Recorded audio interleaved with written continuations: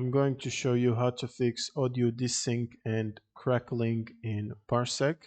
So the first thing you'll need to do is click on the Settings tab, and then you want to go to the Client tab and scroll down till you find the decoder settings.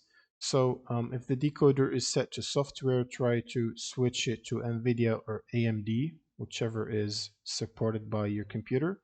And then make sure H.265 EVC is turned on. And the audio codec is set to compressed opus.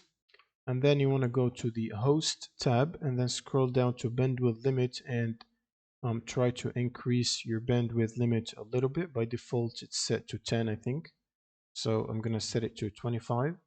Now let's move to Windows settings. Right click on the audio icon on your taskbar here, and then click on Sounds. And this should open up this window right here. Now you want to go to the Playback tab and scroll down to your output device. In this case, the speakers for me.